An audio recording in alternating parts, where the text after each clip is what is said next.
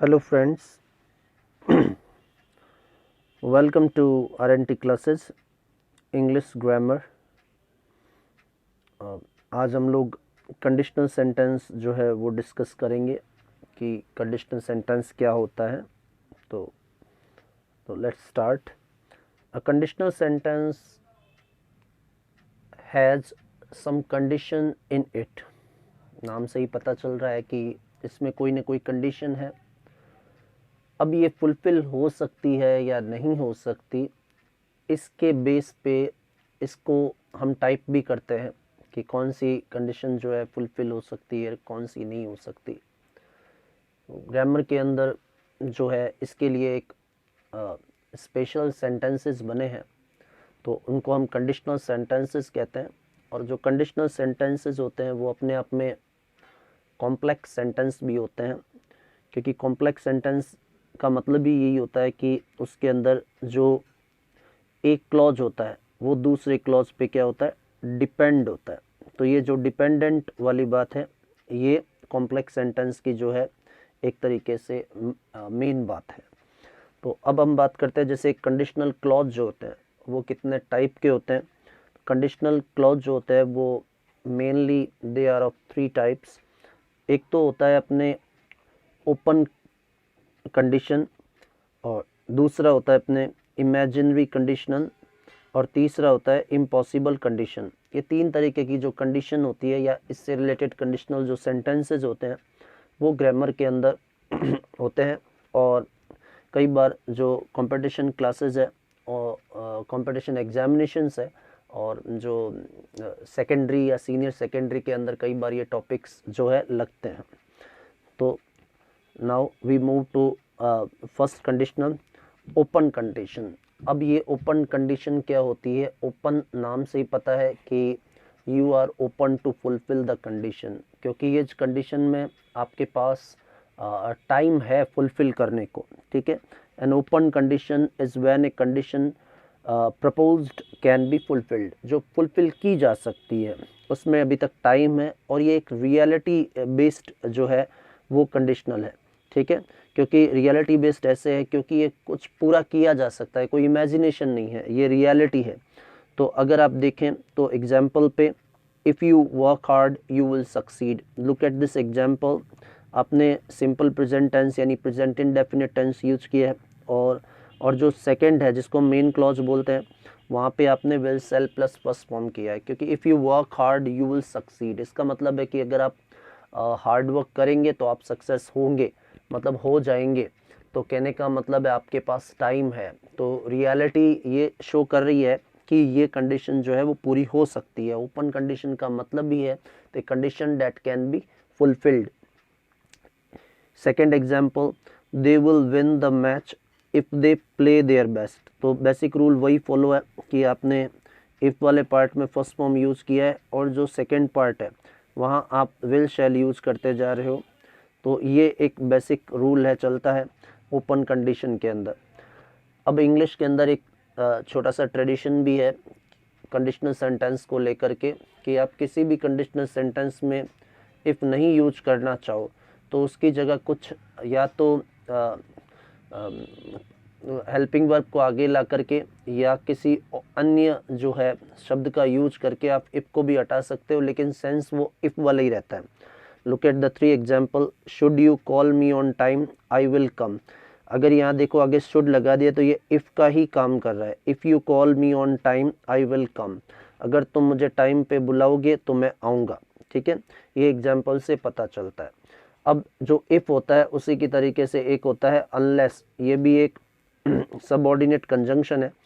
Unless he gets up early he can't reach school on time. अगर वह सुबह जल्दी नहीं उठेगा तो वो स्कूल नहीं पहुंच सकता। तो कहने का मतलब है इसको आप नेगेटिव में भी बना सकते हो। अब जो नेक्स्ट कंडीशनल है उसे हम बोलते हैं इमेजिनरी कंडीशनल। इमेजिनेशन जैसे कि आपको पता ही है, एक हाइपोथेटिकल या कोई काल्पनिक बात आप जब कहते हो तो वो उसमें ये कहते हो अगर मैं राजा होता तो मैं गरीबों की मदद करता, अगर मैं प्राइम मिनिस्टर होता तो मैं बड़े बड़े काम कर देता। तो ये सारे जो इमेजिनेशंस होती है वो इस सेंटेंस के द्वारा बोली जाती है। नॉर्मली इस सेंटेंस के अंदर जो है वो पास्ट जो सब्जेक्टिव होते हैं उसके यूज किए जाते हैं। अगर पास्ट सब्जेक्टिव की बात करोगे तो वो होते हैं वर्ब की सेकेंड फॉर्म, या आप वर का यूज कर सकते हो, जो अपने नॉर्मली मीनिंग जो होते हैं वो मीनिंग नहीं देते हैं, ठीक है ना। जैसे सेकेंड फॉर्म होती है तो normally he went to temple कह दो तो वो मंदिर गया था, ये जो पास्ट का सेंस देता है। लेकिन यहाँ पे इफ़ आई वेंट देयर, अगर मैं वहाँ जाता तो ये जाता का सेंस देगा, तो ये कल्पना का सेंस जो है वो सेकेंड फॉर्म दे सकती है, ठीक है। अब हम लोग बात करते हैं कि एग्जाम्पल की बात करें तो आप पहला एग्जाम्पल अगर देखें, if I were a king, एक तरफ आपने वर यूज़ किया है, दूसरी तरफ आपने यूज़ किया है I would win all the planets in the universe. If I were a king I would win all the planets in the universe. तो ये कल्पना इसने जो इमेजिनेशन किया है तो उसमें इसने वर का यूज किया है, और दूसरी साइड में इसने वुड का यूज किया है, वुड के साथ आपको फर्स्ट फॉर्म यूज की है, ठीक है ना। तो ये जो चीज़ है, यही बेसिक जो रूल है इसको फॉलो करते हैं। नेक्स्ट जो है वो आप सेंटेंस को आगे पीछे भी कर सकते हैं। He would fly if he were a bird. He would fly if he were a bird. Very easy structure, but look at the structure very carefully. He is followed by were. क्योंकि ये imagination है तो यहाँ was का use नहीं होगा, क्योंकि ये सब्जंक्टिव है। तो सब्जंक्टिव में सिंगुलर प्लूरल कुछ नहीं होता, वहाँ पे सीधा वर और सेकंड फॉर्म का यूज करते हैं किसी के भी साथ, क्योंकि ये नॉर्मली जो हेल्पिंग वर्ब है उसकी तरह बिहेव नहीं करती है। थर्ड स्ट्रक्चर देखोगे, इफ़ ही केम, तो ये केम जो है वो आया था के लिए नहीं है, आता के लिए है, ठीक है ना। If he came here now, अगर वो यहाँ आता या काश अभी वो यहाँ आ जाए, आई वुड एम्ब्रेस हिम, तो मैं उसे गले लगा लूँ। अभी वो आ जाए तो मैं गले लगा लूँ, बट ये एक इमेजिनेशन है, वो नहीं आ रहा है, या he is not able to come, या he is not able to attend the party, इस तरीके की कुछ बात है। अब वही ट्रेडिशन वापस रिपीट होगा कि कैसे आप जैसे आप यूज कर सकते हो, जैसे इफ़ को हटा करके आप कर सकते हो वर, ठीक है। Were I a cloud I would rain on the dry area. तो यहाँ अगर आप देखोगे एक तरफ आपने इफ़ को हटा करके आगे वर ले आए तो ये अपने आप में इफ़ का सेंस ही देगा, ठीक है। वर आई अ क्लाउड कह दो, if I were a cloud कह दो, वर आई अ बर्ड कह दो, if I were a bird कह दो, both have same sense, okay. Next we move to impossible condition. अब इम्पॉसिबल कंडीशंस क्या होती है? इम्पॉसिबल कंडीशन का मतलब होता है ऐसी condition that can not be fulfilled, और पास्ट में हो चुकी है, यानी ये घटित हो चुकी है, अब घटने के बाद यानी पास्ट हो चुकी है, अब आप कह रहे हो कि ऐसा हो जाता तो अच्छा रहता, ऐसा हो जाता तो अच्छा रहता, ठीक है। तो इस तरीके के जो स्ट्रक्चर्स है वो इम्पॉसिबल कंडीशन के अंदर आते हैं। इसमें प्राय क्या होता है, रिमोर्स और रेग्रेट ही होता है, मतलब आपको पश्चाताप ही होता है, कोई गलत काम कर दिया है उसका पश्चाताप होता है, या आप कोई काम कर नहीं पाए हैं उसका पश्चाताप होता है, क्योंकि ये चीज़ें घटित हो गई है, अब आपके हाथ में कुछ भी नहीं है। तो अब एग्जाम्पल देखें तो if he had come earlier he would have caught the bus. If he had come earlier, थोड़ा जल्दी आ जाता तो बस पकड़ लेता, but he didn't come early so he miss the train और मिस द बस। तो अगर आप देखें तो हैड प्लस थर्ड फॉर्म के साथ इसने would have plus third form का यूज किया है, ठीक है ना। तो ये very easy, would have plus third form का, ये आप एक छोटा सा ब्रीफ में याद भी कर सकते हो कि एट प्लस थर्ड फॉर्म के साथ आपको would have plus third form लगाना है। अब सेकंड देखें, if the police had come on time during riots several lives could have been saved. तो ये मैंने सेकंड जो स्ट्रक्चर है जिसको मेन क्लॉज बोलते हैं वो पैसिव में यूज किया है। तो अब पुलिस हैड कम का मतलब है टाइम से आ जाती, कुड हैव बीन सेव्ड, तो लाइफ बचाई जा सकती थी। Third sentence, if you had worked at last year you would have pass the exam.